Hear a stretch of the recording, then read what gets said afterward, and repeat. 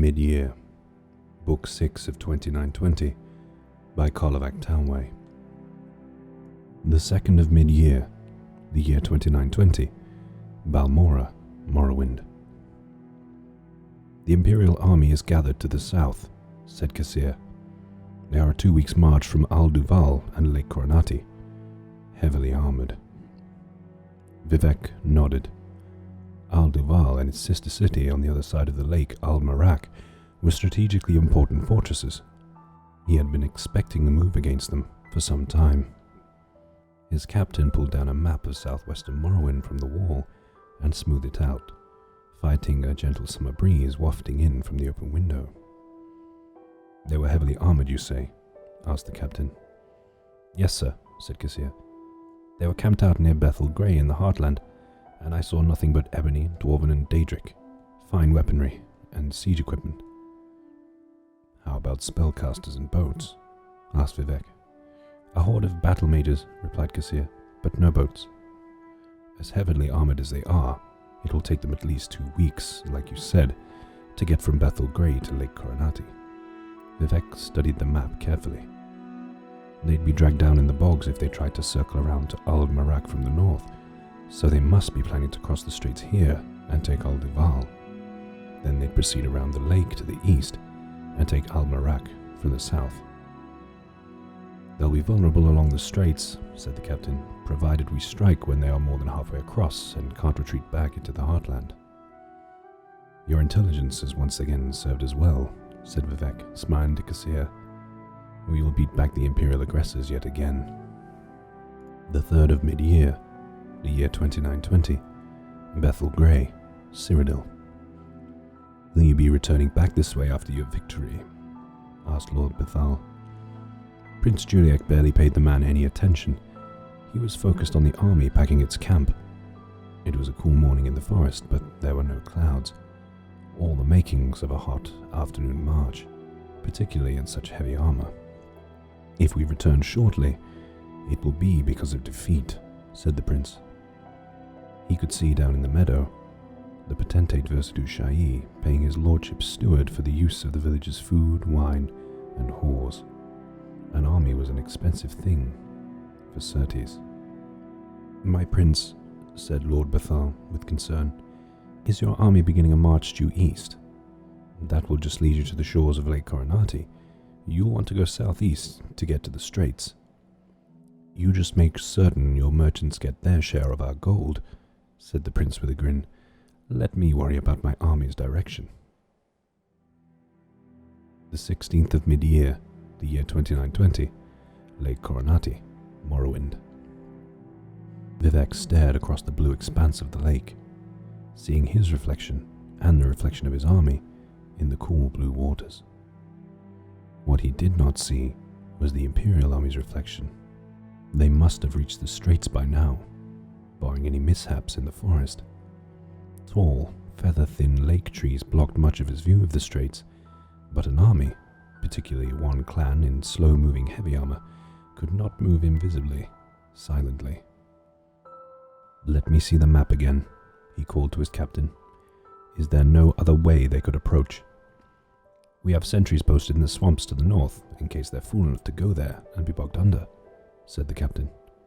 "We would at least hear about it, but there is no other way across the lake except through the straits." Vivek looked down again at his reflection, which seemed to be distorting his image, mocking him. Then he looked back on the map. "Spy," said Vivek, calling Kassir over. "When you said the army had a horde of battle mages, what made you so certain they were battle mages?" "They were wearing grey robes with mystical insignia on them," explained Kassir. "I figured they were mages, and why else would such a vast number travel with the army? They couldn't have all been healers." "You fool," roared Vivek. "They're mystics schooled in the art of alteration. They've cast a spell of water breathing on the entire army." Vivek ran to a new vantage point where he could see the north. Across the lake, though it was but a small shadow on the horizon, they could see gouts of flame from the assault on Al-Marak. Vivek bellowed with fury, and his captain got to work at once, redirecting the army to circle the lake and defend the castle. "Return to Dwinnen," said Vivek flatly to Kassir before he rode off to join the battle. "Your services are no longer needed, nor wanted." It was already too late when the Morrowind army neared Al-Marak. It had been taken by the Imperial army. The 19th of mid-year, the year 2920, the Imperial City, Cyrodiil. The potentate arrived in the Imperial City amid great fanfare. The streets lined with men and women cheering him as the symbol of the taking of Al-Marak. Truth be told, a greater number would have turned out had the prince returned, and the Versailles Shahi knew it. Still, it pleased him to no end. Never before had citizens of Tamriel cheered the arrival of an Akaviri into their land. The Emperor Riemann III greeted him with a warm embrace, and then tore into the letter he had brought from the prince. "I don't understand," he said at last, still joyous but equally confused. "You went under the lake." "Al-Marak is a very well fortified fortress," explained the potentate. "As, I might add, the army of Morrowind is rediscovered now that they are on the outside. To take it, we had to attack by surprise, and with our soldiery in the sturdiest of armor. By casting the spell that allowed us to breathe underwater, we were able to travel faster than Vivek would have guessed, the weight of our armor made less by the aquatic surroundings, and attack from the waterbound west side of the fortress, where their defenses were at their weakest." "Brilliant," the Emperor crowed. "You are a wondrous tactician, Versailles Shahi. If your fathers had been as good at this as you are, Tamriel would be Akaviri domain." The potentate had not planned to take credit for Prince Juliek's design, but on the Emperor's reference to his people's fiasco of an invasion 216 years ago, he made up his mind. He smiled modestly and soaked up the praise. The 21st of mid-year, the year 2920, Al-Marak, Morrowind. Severian Chorak slithered to the wall and watched through the arrow slit the Morrowind army retreating back to the forest land between the swamps and the castle grounds. It seemed like the ideal opportunity to strike. Perhaps the forests could be burned and the army within them. Perhaps with Vivek in the enemy's hands, the army would allow them the possession of Old Luval as well. He suggested these ideas to the prince. "What you seem to be forgetting," laughed Prince Juliek, "is that I gave my word that no harm would come to their army or to their commanders during the truce negotiations. Do you not have honor during warfare on Akavir?" "My prince, I was born here in Tamriel.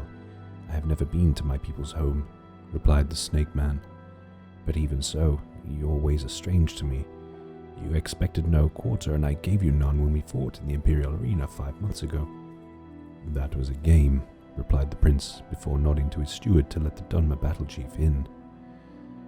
Juliek had never seen Vivek before, but he had heard he was a living god. What came before him was but a man, a powerfully built man, handsome, with an intelligent face, but a man nonetheless. The prince was pleased, a man he could speak with, but not a god. "Greetings, my worthy adversary," said Vivek. "We seem to be at an impasse." "Not necessarily," said the prince. "You don't want to give us Morrowind, and I can't fault you for that, but I must have your coastline to protect the Empire from overseas aggressions and certain key strategic border castles, such as this one, as well as Old Umbail, Tel Arun, Ardlambasi, and Tel Mothriva." "And in return?" asked Vivek. "In return?" laughed Severian Chorak. "You forget we are the victors here, not you." "In return," said Prince Juliek carefully, "there will be no Imperial attacks on Morrowind, unless in return to an attack by you. You will be protected from invaders by the Imperial Navy, and your land may expand by taking certain estates in Blackmarsh, whichever you choose, provided they are not needed by the Empire." "A reasonable offer," said Vivek after a pause. "You must forgive me. I am unused to Cyrodiils who offer something in return for what they take. May I have a few days to decide?" We will meet again in a week's time, said the prince, smiling. In the meantime, if your army provokes no attacks on mine, we are at peace. Vivek left the prince's chamber, feeling that Almalexia was right. The war was at an end. This prince would make an excellent emperor. The year is continued in Sun's Height.